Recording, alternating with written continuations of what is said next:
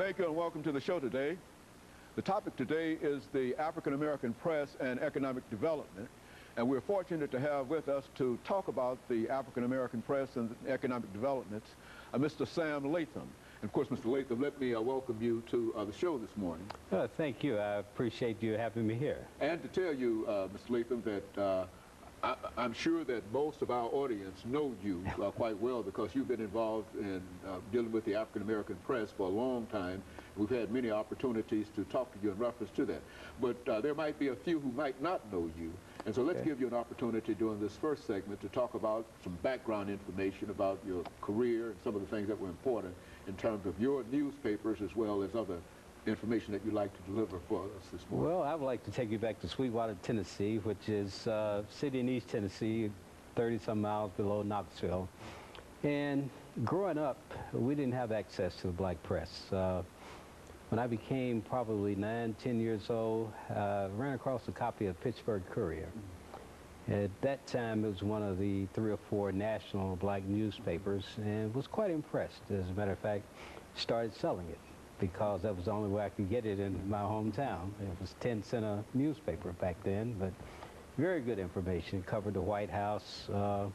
And I guess one of the extra features is that my cousin, Oscar Robertson, was making history playing basketball at that time.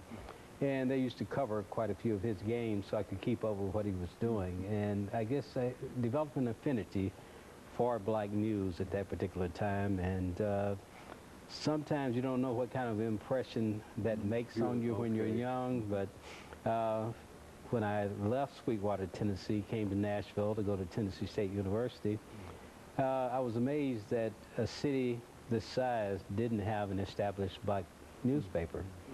So during my matriculation at Tennessee State, still kept up a lot with what was going on nationally in the press.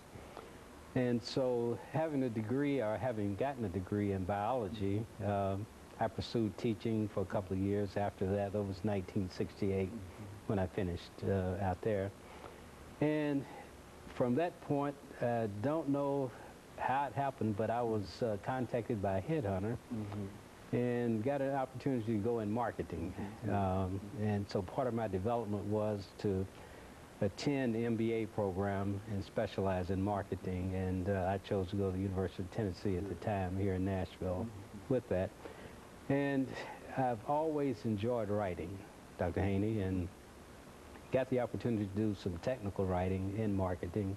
That is some of our findings and results based on research, market research, and they would always gravitate to me to write up the reports and give to clients. And so that was a natural love that I had. And finally got the opportunity to work for a newspaper. It was a paper that came online here called the Ebony Gazette. And I worked as the assistant to the publisher, got a wide range of experience in doing that. The gentleman's name who was the publisher was Elder Simon, who used to be at Riverside Hospital. So we worked in that for about a year, and he had some partnership problems, and it sort of went out. And I decided to get some more experience. I worked in radio and broadcast, and until it was time for me to launch my own publication. And that's been now right at 30 years ago. And so you've been involved for the last 30 years dealing with the African American press in and around Nashville, over the state of Tennessee, and Memphis. Memphis, and so and that's what we want to talk about, the economic development, because you've had an opportunity to see a lot of things happen over those years, and you've got a lot of knowledge in reference to how things work in reference to that. Yes, there's almost like 2 different periods in Nashville. In the 80s, I think we all suffered some with the recession that was a hangover from the 70s. Then there was sort of an uptick that the whole community began to surge forward. And out of that, we developed some gigantic companies like Access Med Plus, Phoenix Healthcare. We owned a radio station, owned quite a few things. And Really, the 90s, it was a pinnacle in terms of economic development for blacks, and loans weren't that difficult to get, or as difficult to get back then. But then suddenly, almost akin to the Reconstruction period, things nosedived. Things turned against everything that was progressive and acceptable. Oh, and of course, extremely let's get ready for this first commercial break, Mr. Latham, and that will give us an opportunity when we come back to talk about how this downturn, because I think that the one that we're suffering now is certainly worse, but I think there might be something that we might be able to get out of that in terms of experiences and et cetera.